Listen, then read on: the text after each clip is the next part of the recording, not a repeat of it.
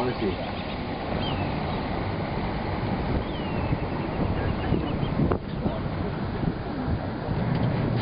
Saltwater crocodile will start dehydrating. These glands will start to clog up, and then he will immediately strike. They are more at home in fresh water than salt water. Yeah, this croc, he had his mouth open, and there's a good reason for it. Those bony plates on his back, they're called osteoderms, and they basically act like solar heading panels for the croc. Inside these bony plates, there's heaps of these tiny little blood vessels.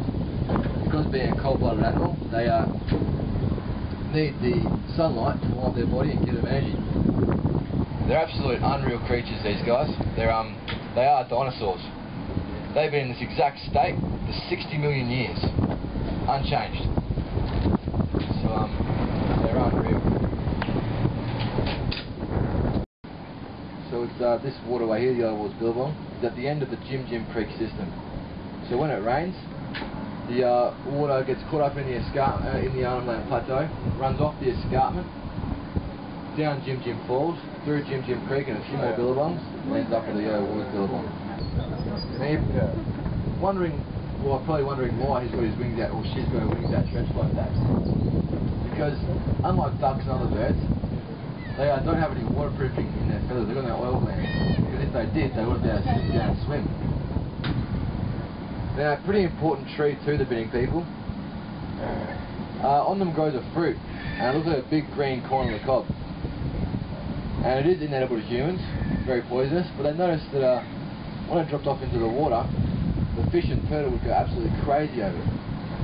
So what they did is they went out and called the ambi, the paper bark raft, took it about 2 or 3 men and a few spears, broke off this fruit into the water once they found a good fishing spot, and once they saw the turtle and fish, they'd just spear them and take them home for a feed.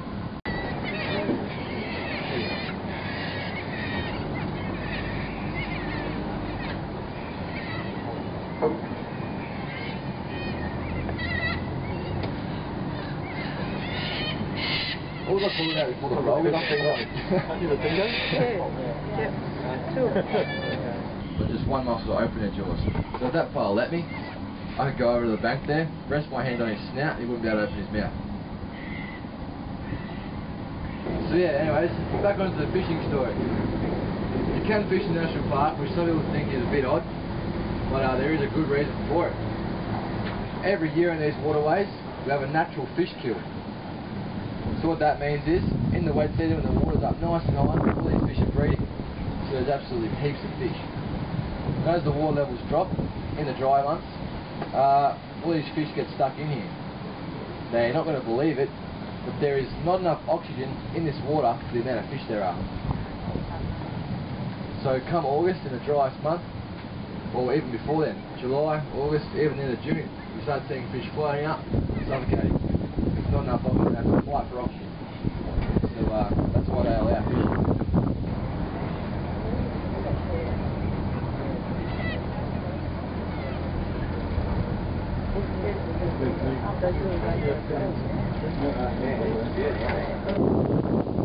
So once the first egg hatches, if it's a good, if it's a nice perfect egg, she'll simply kill off the second egg.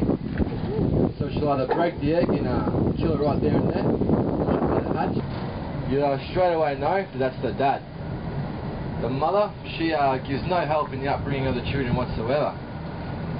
I don't know how to say this without sounding too rude, but the female jacanas, they get around, eh? Like they're actually one of the only birds in the bird world where the female is more attractive than the male.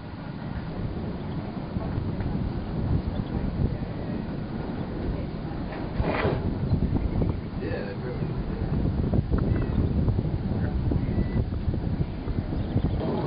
This is the fella you got to worry about.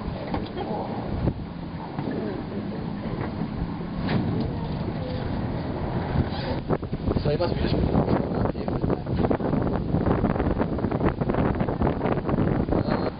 so like I said about the age, you couldn't tell how old this fella was unless you cock his arms.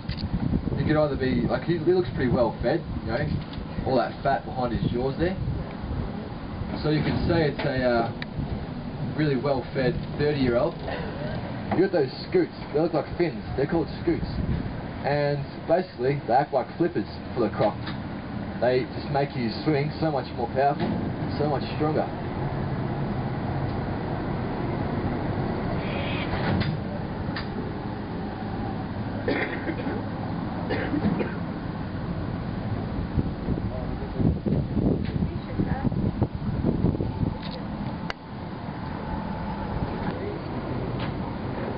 Just to the left there, you'll see that little bank that's been kind of grazed down there.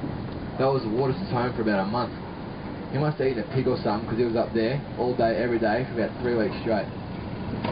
Did not move. Got another one about 70 centimetres. Yeah? Not a big barra. It's pretty unreal. At the start of the dry season, you go past Dino and you say, oh, how many this morning, Dino? Oh, just 40. just 40 barra. Yeah. There's plenty of fish out here.